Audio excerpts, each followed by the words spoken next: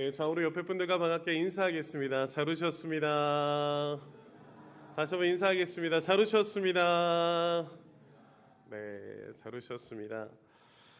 네, 오늘 민수기 22장 21절부터 우리 35절까지 말씀을 통해 우리 선택과 책임이라는 주제로 오늘 말씀을 드리고자 합니다. 오늘 말씀에 보면 신기한 장면이 나오게 됩니다.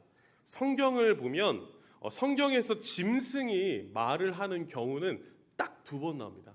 성경 전체 66권 중에 짐승이 말을 한다라는 장면, 그 짐승의 말을 사람이 알아듣는다라는 장면은 딱 2번 나옵니다. 첫 번째는 어디서 나옵니까? 창세기에서 나오죠. 창세기에서 뱀이 사람을 유혹할 때 아담과 하와를, 특히 이 여자 하와를 유혹할 때 뱀이 말하는 장면을 보게 됩니다. 그 말을 통해 이 땅에 영원히 죽을 수밖에 없는 죄가 시작되었다라는 것, 너무나 끔찍하고 처참한 상황을 뱀이 말하는 장면을 통해 성경은 우리에게 나타내고 있습니다. 2번째는 바로 오늘 본문입니다. 바로 나귀가 말을 하는 장면이 오늘 본문에서 나오고 있습니다. 성경에서 이렇게 단 2번 가축이 말하는, 짐승이 말하는 장면을 통해 성경은 우리에게 강력한 메시지를 전하고 있습니다. 오늘 특별히 말하는 나귀, 여기 주인공은 선지자라고 하는 발람이라는 주인공이 나오는데요. 이 선지자 발람의 이야기를 통해 하나님께서 우리에게 어떠한 메시지를 하시는지, 왜 굳이 짐승의 입을 통해서 말하기까지 하시면서 우리에게 하나님께서 무엇을 말하고자 하시는지, 오늘 그 하나님의 놀라운 은혜를 오늘 말씀을 통해 우리가 함께 살펴보았으면 좋겠습니다. 사랑하는 성도 여러분, 오늘 말씀을 통해 하나님께서 우리에게 주시는 놀라운 그 메시지를 들으시는 저와 여러분들 되시길 간절히 축복합니다. 잘 들어보셨으면 좋겠어요. 오늘 본문을 이해하기 위해서는 먼저 우리가 민수기 22장 21절부터 읽었는데요. 앞에 민수기 22장 1절부터 내용을 조금 살펴보았으면 좋겠습니다. 오늘 본문 1절을 살펴보면 지금 이스라엘 백성들이 1절에 어디 있냐라고 말하면, 우리 1절을 같이 한번 읽어볼까요? 시작. 이스라엘 자손이 또 길을 떠나 모압 평지에 진을 쳤으니 요단 건너편 곧 여리고 맞은편이라 라고 말합니다. 지금 이스라엘 백성들이 모압 평지에 나와 있다라고 말합니다. 그러니까 모압 평지가 어딘지 잘 모르시겠죠. 그런데 여리고 맞은편이다 라고 말합니다. 여리고는 어디입니까? 이스라엘 백성들이 가나안 땅을 정복하러 들어갔었을 때 제일 먼저 정복했던 게 여리고성이지 않습니까? 그럼 이것을 통해 우리가 추측해 볼 수 있는 것은 지금 이스라엘 백성들이 가나안 땅의 근처에 왔다 오지 않았다? 왔다라는 거예요. 이스라엘 백성들이 하나님 앞에 믿음 없음을 통해서 40년간 광야에서 방황하게 됩니다. 하나님이 주신 땅, 그 가나안 땅을 정탐함으로 말미암아 그들의 믿음 없음이 드러났습니다. 12명 중에 10명의 정탐꾼들이 믿음 없는 고백을 통해 그들이 15일이면 갈 수 있는 그 길을 40년간 돌아왔습니다. 하나님은 그 시간 동안 이스라엘 백성들을 훈련시키셨고, 그들이 이제 진정한 믿음을 가지고 하나님의 군대가 되어서 이제는 가나안 땅을 정복할 준비가 된 상태에서 지금 도착했다라고 우리는 오늘 성경을 통해 찾아볼 수 있습니다. 이처럼 40년간 광야에서 방황하던 이 이스라엘 백성들이 이제 모압 평지, 이제 여리고가 보이는 가나안 땅 근처에 도착해서 이제 하나님의 군대로서 그 땅을 정복하기 직전에 있는 상황이 오늘의 본문입니다. 이렇게 모압 평지라고 하는 그곳, 이제 가나안 땅을 가기 위한 광야의 마지막 시절을 보고 있는데, 그러자 이 상황 가운데 이스라엘 백성이 도착하자 어떠한 상황이 일어나냐면, 오늘 3절 보니까 그 모압 왕 발락이라는 사람이 나옵니다. 오늘 저희가 있는 발락과 발람을 잘 구별하셔야 되거든요. 모압 왕 발락입니다. 이 모압 왕 발락이라고 하는 이 왕이 심히 두려워 떱니다. 왜냐하면 가나안 땅을 정복해 나가는 이스라엘 백성들이 수많은 역경 속에 전쟁들을 계속 승리하며 나가는 거예요. 이들이 모압 평지에 왔다는 것은 모압을 다스리는 이 발락 왕이 우리도 점령을 해버려서 우리가 죽게 생겼구나라는 상황들 속에 두려워 떨기 시작하는 거예요. 그래서 이 모압 왕 발락은 어떻게 하기로 결정을 했냐라고 하니까 우리가 살 수 있는 방법은 이거밖에 없다라고 생각하면서 600km나 떨어져 있는 유명한 선지자 한 명을 찾습니다. 그 사람의 이름이 무엇이냐면 같이 고백해 볼까요? 발람입니다. 선지자라고 일컫는 발람이에요. 모압 왕 발락이 자신들이 살기 위해서 600km나 떨어져 있는 선지자 발람을 찾아가게 되는 것입니다. 그 발람에게 사신을 보내어서 우리 이 위기 속에 우리를 좀 살려주십시오라는 요청을 하고 있는 것입니다. 그것이 오늘 6절과 7절 말씀을 통해 말씀하는데요. 자, 우리 6절 같이 한번 읽어볼까요? 시작. 나를 위하여 이 백성을 저주하라. 내가 혹 그들을 쳐서 이겨 이 땅에서 몰아내리라. 그대가 복을 비는 자는 복을 받고 저주하는 자는 저주를 받을 줄을 내가 알미니이다. 지금 모압 왕 발락이 발람에게 사신을 보내서 이것을 이야기하는 겁니다. 이 지금 우리 모압 땅에 와 있는 이스라엘 백성들을 좀 저주해 주십시오. 그들을 이 땅에서 좀 몰아내 주십시오. 당신은 유명한 선지자라고 말하는데 당신이 복을 빌면 복을 받고 당신이 저주하면 저주를 받을 줄을 압니다. 이스라엘 백성들을 좀 저주해 주십시오라고 부탁을 하고 있는 것입니다. 그런데 7절 말씀에 보면 이들이 갈 때 7절도 함께 있습니다. 시작. 모압 장로들과 미디안 장로들이 손에 복채를 가지고 떠날 발람에게 이르러 발락의 말을 그대로 전하매. 그런데 무엇을 가지고 갔다고 합니까? 복채를 가지고.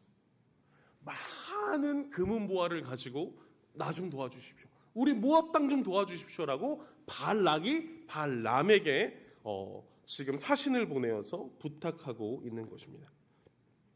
즉 이스라엘을 저주하는 일을 위해 모압 왕 발락이 선지자 발람에게 큰 돈을 가지고 찾아왔다라는 것입니다. 사랑하는 성도 여러분, 이러한 상황 가운데 선지자 발람은 어떤 선택을 했을까요? 선지자 발람은 어떤 선택을 했는지 우리 21절을 통해 함께 읽어보겠습니다. 21절 있습니다. 시작. 발람이 아침에 일어나서 자기 나귀에 안장을 지우고 모압 고관들과 함께 가니. 오늘 본문을 시작하는 21절에 보니까 발람이 갔습니까? 안 갔습니까? 갔어요. 선지자 발람이 이스라엘 백성들을 저주하는 일을 위해 모압 고관들과 함께 갔다라고 말하고 있습니다. 자, 이러한 상황을 보자 하나님께서는 22절을 통해 우리에게 이렇게 말씀합니다. 같이 읽습니다. 시작. 하나님이 진노하심으로 여호와의 사자가 그를 막으려고 길에 서니라. 하나님께서는 화가 나셨어요. 하나님은 진노하셨어요. 그래서 하나님께서는 여호와의 사자를 통해 지금 발람을 막아서시는 장면이 오늘 본문 가운데 시작되게 되는 것입니다. 하나님은 여호와의 사자를 통해 발람 선지자를 막아서십니다. 그리고 그 가운데 누구를 사용하십니까? 바로 나귀를 사용하십니다.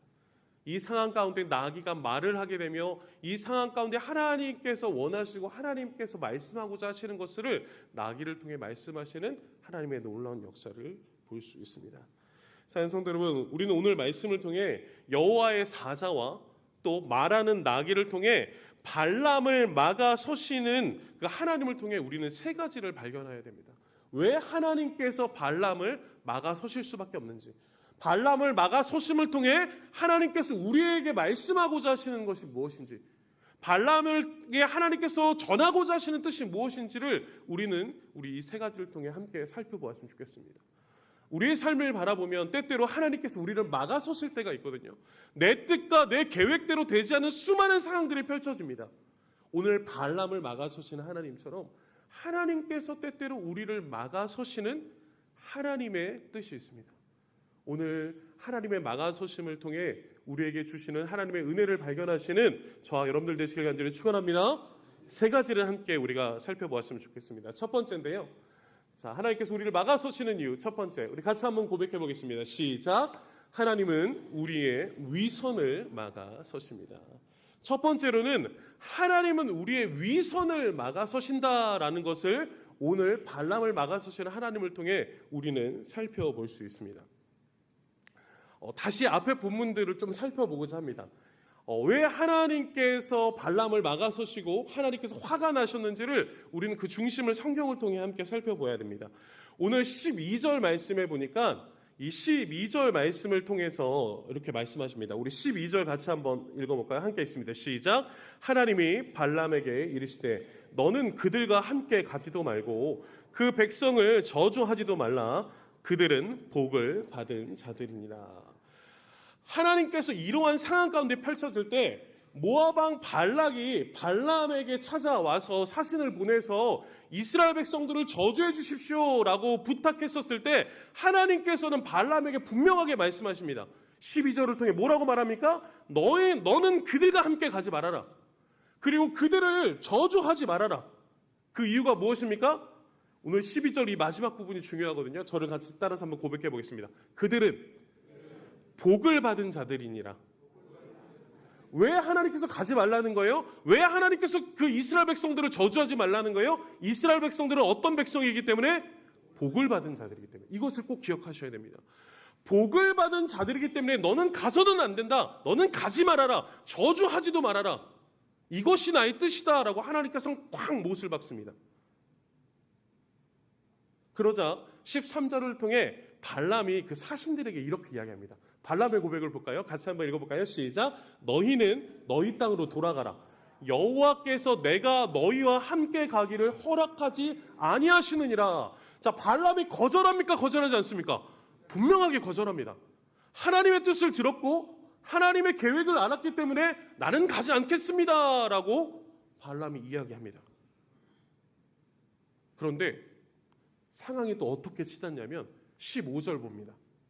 15절을 보니까 이 모압 왕 발락이 포기하지 않습니다. 그리고 15절을 통해 이렇게 또 고백합니다. 또 읽어볼까요? 시작. 발락이 다시 그들보다 더 높은 고관들을 더 많이 보내매. 더 높은 고관들을 보냈다는 거예요. 그리고 아까 복채를 보냈죠. 돈을 더 적게 보냈을까요? 많이 보냈을까요? 더 많이 보냈을 거예요.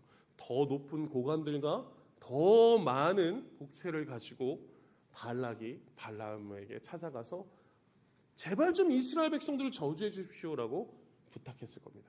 그러자 선지자 발람이 이야기합니다. 18절 말씀인데요. 우리 또 같이 한번 읽어볼까요? 시작. 은금을 내게 줄지라도 내가 능히 여호와 내 하나님의 말씀을 어겨 덜하거나 더하지 못하겠노라. 발람의 의지가 보이세요? 발람이 계속 거절하는 거예요. 지금 두 번째 유혹이 왔는데도 거절합니다. 은금을 내게 줄지라도 얼마나 많이 줬는지 은금을 내가 줄지라도 내가 여호와 내 하나님의 말씀을 어기지 않겠습니다. 나는 가지 않겠습니다 라고 철저하게 거절합니다. 이 발람은 철저하게 그들의 요구를 거절하는 것 같습니다. 여호와를 두려워하며 경외하는 것 같습니다. 왜 제가 하는 것 같다라고 말씀하고 있을까요? 그것은 여기서 끝나면 참 아름다웠을 텐데 발람이 그러지 못합니다. 19절을 통하면 우리는 그 이유를 알 수 있습니다. 우리 19절 말씀 같이 한번 읽어볼까요? 19절 같이 읽습니다. 시작. 그런즉 이제 너희도 이 밤에 여기서 유숙하라. 여호와께서 내게 무슨 말씀을 더하실는지 알아보리라 라고 말합니다.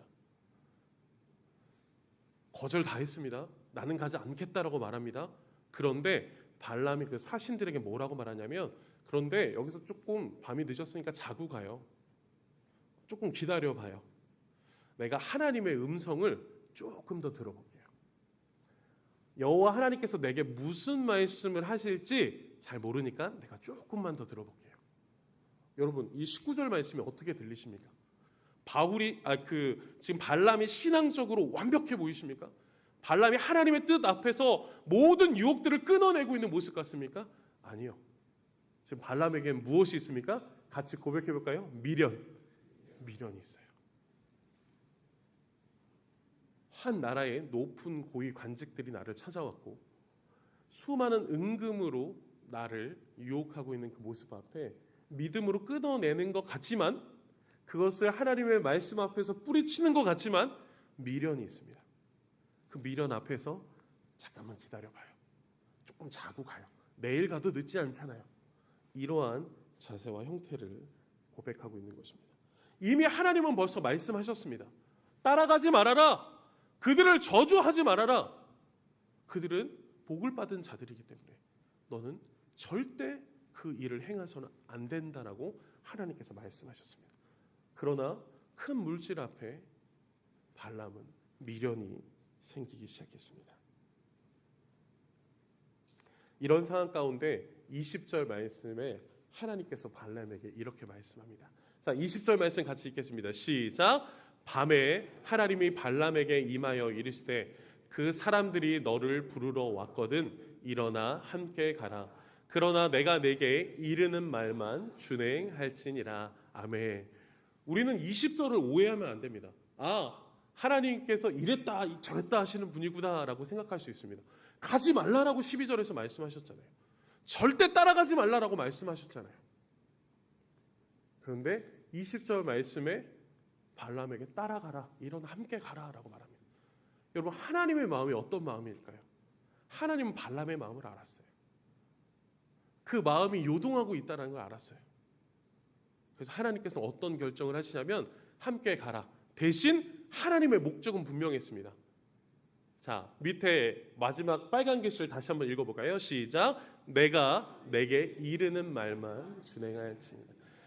하나님께서 발람에게 말씀하신 뜻이 무엇이었어요? 12절 말씀해 보니까 따라가지 말라, 그들을 저주하지 말라, 그리고 마지막으로 가장 핵심적으로 말하는 그들은 어떤 자들이다? 복받을 자들이다. 하나님께서 발람을 지금 모압 땅에 보내시는 이유는 무엇이냐면 이 발람을 통해 하나님의 백성, 이스라엘 백성들은 복받을 자다, 하나님의 위대한 백성이다라는 것을 알게 하시려고 발람을 보내시기로 결정하신 거예요. 이러한 하나님의 선함과 계획 가운데 발람을 하나님께서는 다시 보내시기로 결정한 거예요. 하나님이 발람에게 진 게 아니라 그 미련에 있는 그 마음을 들어주시기 위함이 아니라 지금 발람의 그 잘못된 마음을 가지고 있지만 발람을 통해서 그 땅 가운데 하나님의 위대하심과 하나님의 백성들이 얼마나 복을 받는 인생인지에 대해서 하나님께서는 발람 선지자를 통해 말씀하기를 원하셨다라는 것을 우리는 알 수 있는 것입니다. 다시 우리 21절과 22절을 볼까요? 그러한 마음가짐을 가지고 발람은 하나님의 뜻을 가지고 지금 모압 땅에 갔었어야 합니다. 그런데 지금 21절에 보니까 그렇게 출발을 하죠. 22절에 하나님께서 왜 진노하셨을까요? 발람의 마음이 전혀 그렇지 않았다는 거예요. 하나님의 마음을 가지고 그 땅에 갈 마음이 없었다는 거예요. 발람의 마음은 무엇에 있었습니까? 물질에 있었어요. 자신의 뜻을 이루기 위함에 있었어요. 하나님의 허락하에 움직이는 것 같았지만 그의 마음과 중심은 결코 그렇지 않았습니다. 발람은 하나님의 뜻이 아닌 자신의 뜻대로 떠날 준비를 하였고 그 마음과 중심을 막아 서시며 하나님께서 진노하시며 여호와의 사자가 발람과 그 사신들의 길을 막았다라는 것을 오늘 본문을 통해 우리는 살펴볼 수 있습니다. 이 본문으로만 유추하는 것이 아니라 성경을 보면 성경에서 이 발람의 행동이 얼마나 잘못됐는지, 그 마음의 중심이 얼마나 잘못됐는지에 대해서 성경은 계속적으로 말씀합니다. 베드로후서 2장 15절과 16절에 보면요, 자, 제가 읽어드리겠습니다. 그들이 바른 길을 떠나 미혹되어 부올의 아들 발람의 길을 따르는도다. 그는 불의의 삭슬 사랑하다가 자기의 불법으로 말미암아 책망을 받대. 발람의 길은 어떤 길이라고 말합니까? 불의의 삭슬 사랑했던, 불법으로 말미암아 책망받아야 될 인생이 바로 어떤 길이었다? 발람의 길이었다라고 말합니다. 유다서 1장 11절도 이렇게 말합니다. 유다서 1장 11절 같이 한번 읽어볼까요? 시작. 화 있을진저 이 사람들이여 가인의 길에 행하였으며 삭슬 위하여 발람의 어그러진 길로 몰려갔으며 고라의 패역을 따라 멸망을 받았도다. 발람의 길을 뭐라고 말합니까? 삭슬 위하여 발람이 간 어그러진 길로 갔다. 계속 발람의 길을 무엇을 비교합니까? 삭, 물질, 그 욕망에 이끌려 발람이 따라갔음을 성경에서 이야기하고 있습니다. 이것이 발람의 중심이었습니다. 이것이 발람의 마음이었습니다. 그래서 하나님께서는 화를 내시며 여호와의 사자를 통해 발람의 마음과 중심을 아시고 그를 막아서시는 하나님의 마음을 우리는 보게 되는 것입니다.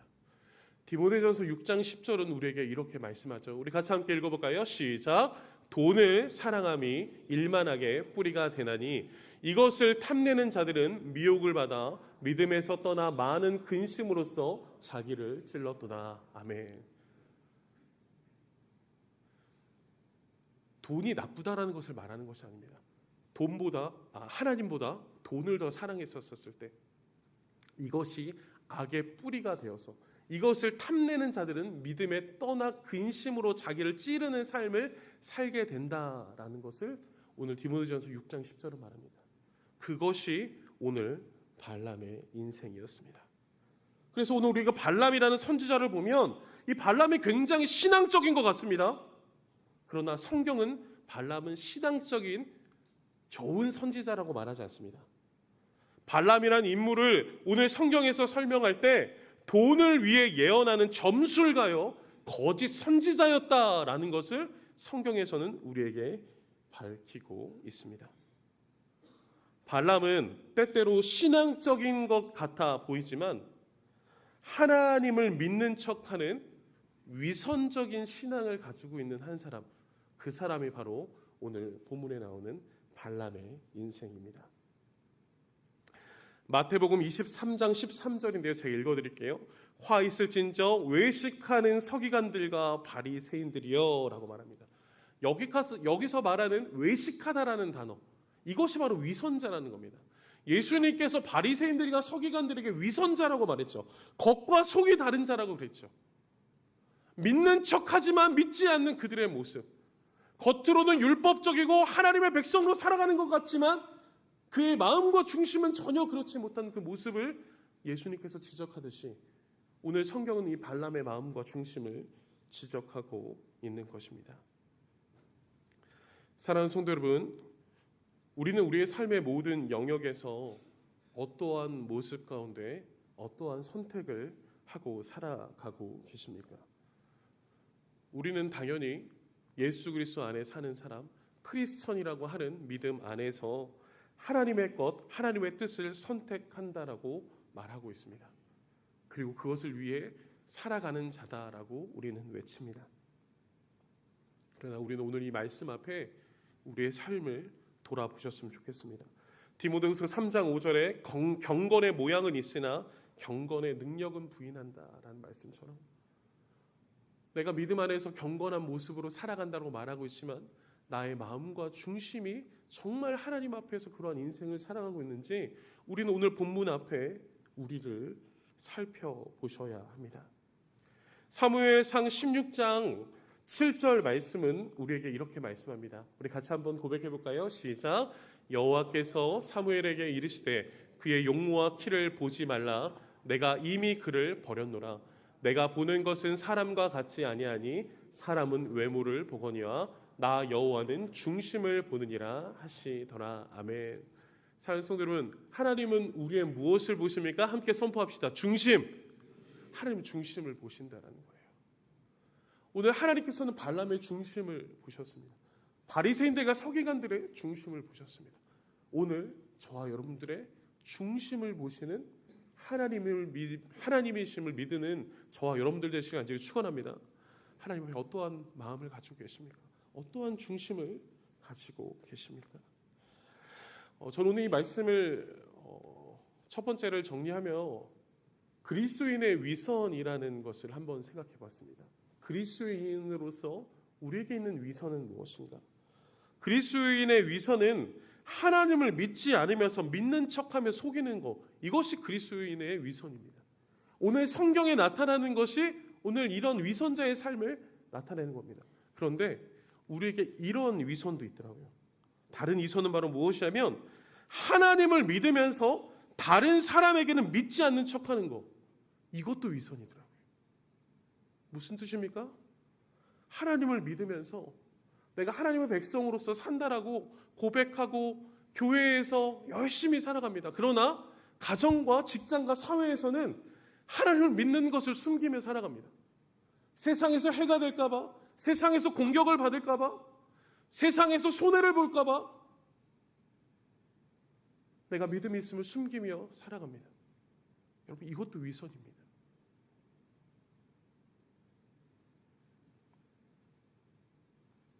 사랑하는 성도 여러분, 하나님은 우리의 마음과 중심을 보시는 분이십니다.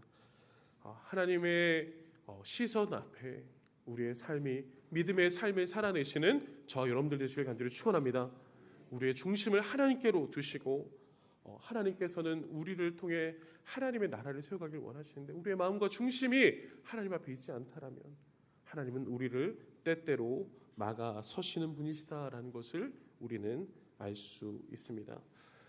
사랑하는 성도 여러분, 오늘 이 발람의 선택을 통해 하나님께서는 발람을 막아서시며 책임을 물으시는 하나님이십니다. 사랑하는 성도 여러분, 우리가 하나님의 백성으로서 하나님의 거룩한 일꾼들로서 사명자들로서 더욱더 우리가 하나님 앞에서 중심을 드리며 우리의 시선을 주님 앞에 드리며 하나님의 거룩한 삶을 살아내시는 저 여러분들의 삶이 되시길 간절히 축원합니다. 두 번째입니다. 우리 두 번째 같이 한번 고백해 볼까요? 같이 읽겠습니다. 시작. 하나님은 우리에게 말씀하시기 위해 막아서십니다. 하나님께서는 우리의 마음이 위선적인 중심이 잘못됐었을 때 하나님 막아서시는데요. 또 하나님께서 우리를 막아서시는 두 번째 이유는 말씀하시기 위해 우리를 막아서신다라는 것을 우리는 오늘 말씀을 통해 살펴볼 수 있습니다. 오늘 23절부터 계속 말씀을 우리 30절까지 보면 23절에 보면 그 나귀가 신기하게도 칼을 빼어서 길에 서 있는 여호와의 사자를 보게 됩니다. 그리고 그 주인을 지키기 위해 밭으로 들어가지만 발람은 그 나귀를 채찍으로 때리는 것을 보게 됩니다. 이 뜻은 무엇입니까? 여호와의 사자가 막아선 것을 나귀는 보았습니다. 그런데 누가 못 본 거예요? 발람은 못 본 거예요. 영적인 무지함이죠. 지난주에 제가 설교했었죠. 바디메오. 바디메오가 소경이었을 때 아무것도 보지 못했던 것처럼 지금 여호와의 사자가 막아서는 그 가장 중요한 순간에 하찮은 나귀도 보는데 성경에서 보니까 이 나귀가 암나귀래요. 암나귀와 수컷 나귀는 좀 달랐다고 합니다. 무엇이냐면 수컷 나귀가 힘이 세니까 수컷 나귀가 더 가치가 있었다 그래요. 그런데 여기서 말하는 암나귀는 힘이 없는 작은 존재라고 이야기를 하는데 그 나귀도 여호와의 사자 앞에 벌벌 떨며 하나님의 뜻을 알아가는데 발람은 선지자라고 말하는 거짓 선지자였지만 하나님께서 말씀하시는 것을 들었던 이 발람 선지자는 여호와의 사자를 바라보지도 못합니다. 오히려 발람은 그 나귀를 채찍질하면서 너 왜 그러는 거야? 근데 이것이 한 번만 그럽니까? 아니요. 두 번, 세 번 계속 그럽니다. 24절, 25절에도 보면 나귀는 두 번째로 여호와 사자와 대면하게 됩니다. 포도원 사이 좁은 길에 서 있는 여호와의 사자를 보고 갈 곳이 없자 나귀는 몸을 담에 붙여서 발람의 발을 아프게 합니다. 그러자 발람은 또다시 나귀를 채찍질합니다. 너 왜 그러는 거야? 왜 나를 아프게 하는 거야? 나귀는 여호와의 사자 앞에서 그걸 그대로 지나가면 죽게 될까 봐 두려워 떨고 있는데 발람은 무지함 가운데 있습니다. 그리고 세 번째로 26절과 27절에 보니까 또 여호와의 사자와 대면합니다. 이번에는 여호와의 사자가 더 나아가서 좌우로 피할 수 없는 좁은 곳에 서자 나귀는 아예 발람을 태운 채로 주저앉아 버립니다. 그리고 발람은 화를 내며 지팡이로 나귀를 때려버립니다. 이때 하나님은 드디어 나귀의 입을 열어서 무지한 영적으로 앞을 보지 못하는 발람에게 나귀를 통해 말씀하십니다. 그것이 바로 28절 말씀입니다. 우리 28절 같이 한번 읽어볼까요? 시작.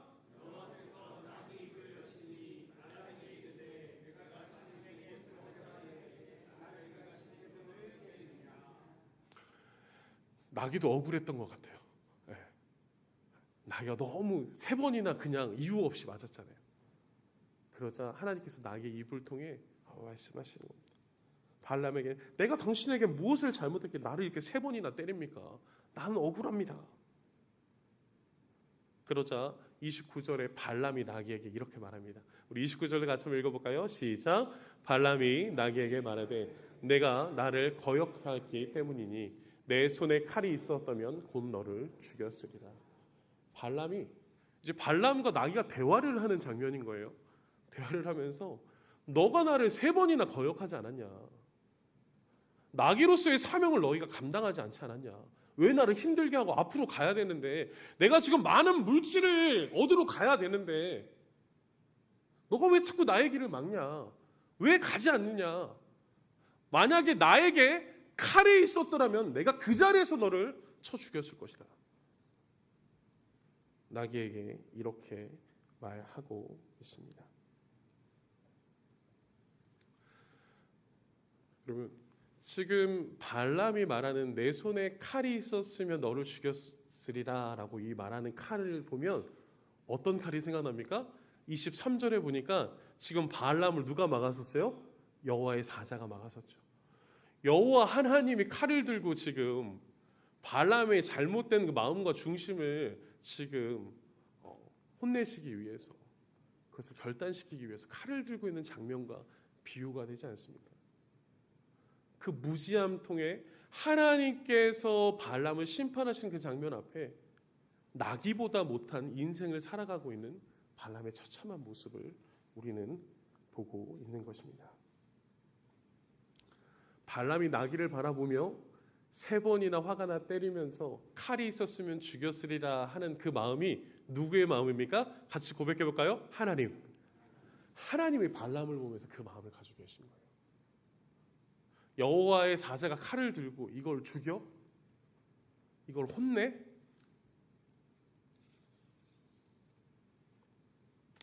사랑하는 성도 여러분, 하나님은 이렇게 나귀를 통해서도 말씀하게 하시는 위대한 하나님이심을 믿으시길 간절히 축원합니다. 나귀의 입을 통해서라도 하나님께서는 그 발람에게 무엇을 전하길 원하시는 거예요? 하나님의 뜻을 전하길 원하시는 거예요. 하나님의 계획을 말씀하기를 원하시는 거예요. 그래서 짐승을 통해서라도 말씀하셔서 발람이 깨닫기를 원하시는 거예요. 저는 오늘 이 말씀을 보면서 우리에게 적용을 해보게 됩니다. 사랑하는 성도 여러분, 하나님도 저와 여러분들에게 말씀하시는 하나님이심을 믿으시길 간절히 축원합니다. 하나님께서는 우리에게 하나님의 뜻을 알게 하시고자 오늘 성경을 보니까 동물 나귀를 통해서 우리에게 말씀하시죠. 또 우리에게 어떻게 말씀하십니까? 상황을 통해 말씀하십니다. 또 무엇을 통해 말씀하십니까? 사람을 통해 말씀하십니다. 하나님의 뜻을 알게 하시기 위해서요. 그리고 이 모든 것은 이미 벌써 우리에게 전해졌죠. 사랑하는 성도 여러분, 하나님 우리에게 무엇을 통해 말씀하십니까? 같이 선포해 볼까요? 성경. 하나님은 성경을 통해 우리에게 말씀하시는 분이십니다.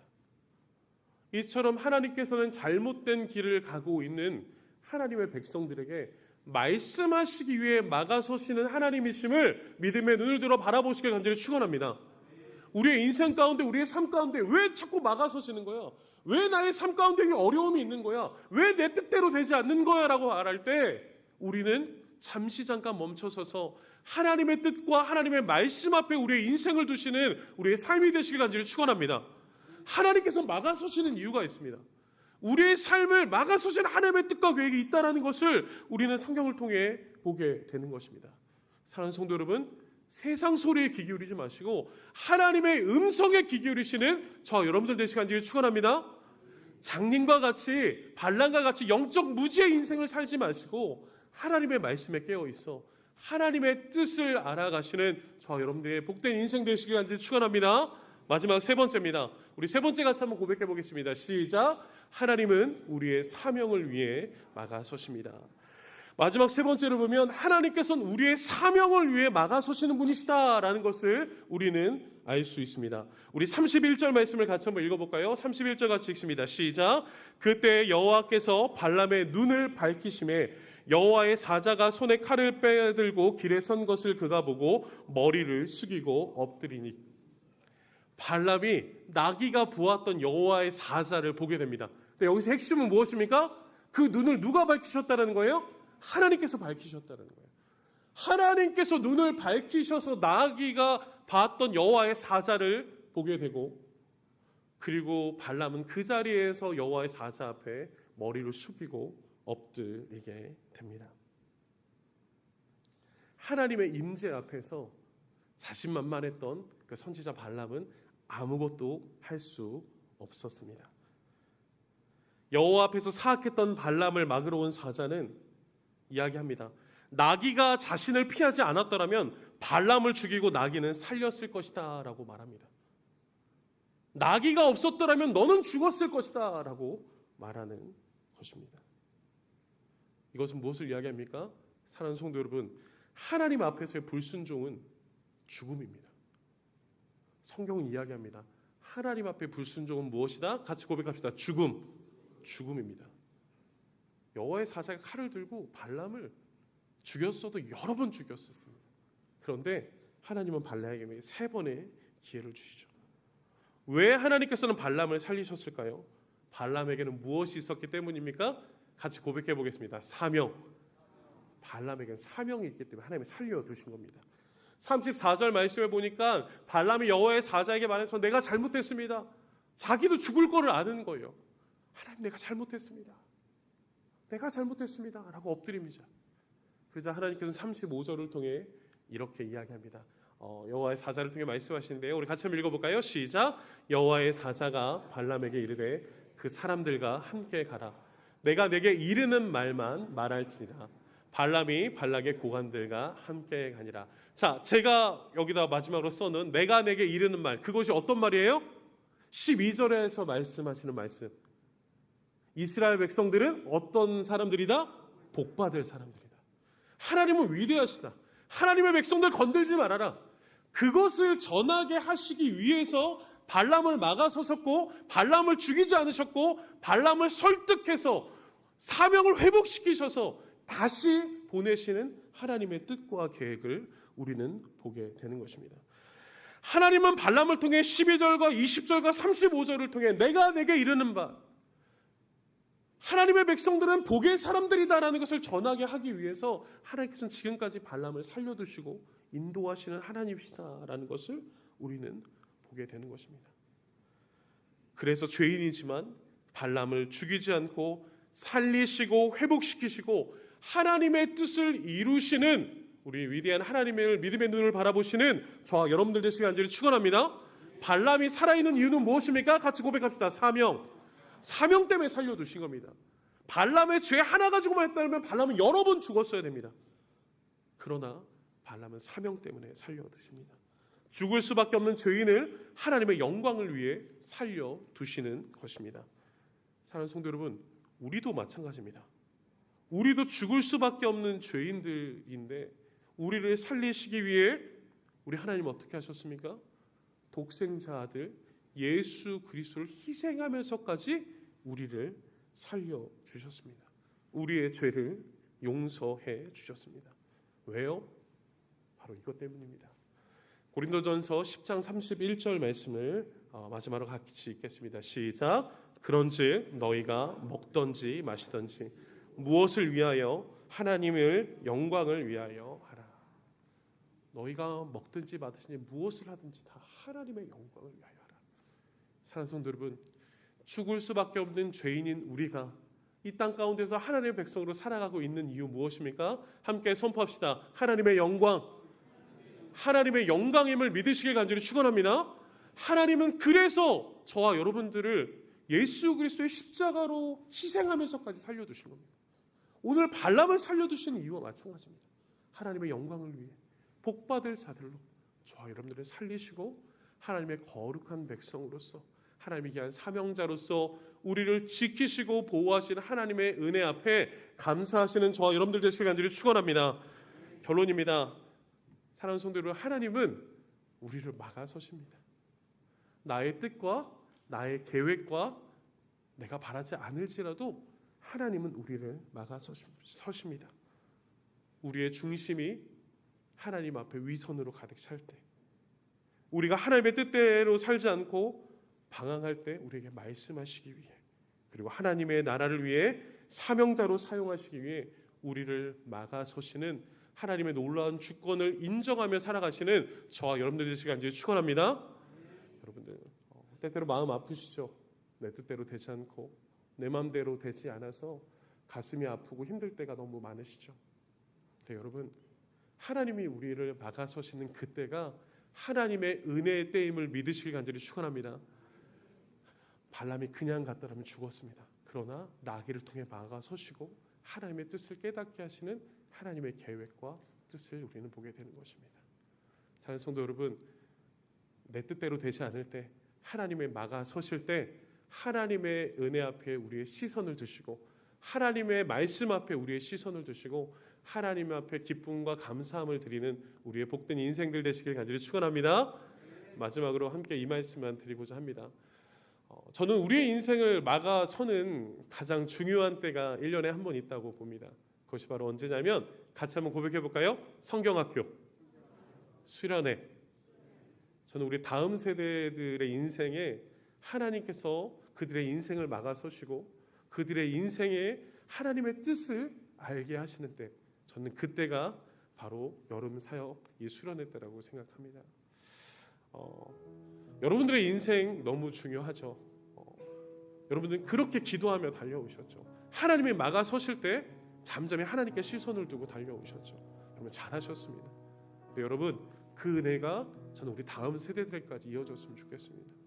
우리 다음 세대들이 삶의 많은 지침과 어려움과 환경에 있을 때 하나님의 막아서심이 필요합니다. 그래야 잘 달려갈 수 있습니다. 이번 여름 사역을 통해 우리 다음 세대들이 하나님의 막아서심 가운데 하나님의 은혜를 깊이 경험하는 우리 믿음의 다음 세대가 될 수 있도록 함께 기도해 주시고 그 사역에 동참해 주시는 우리 모든 성도님들 되시길 간절히 축원합니다.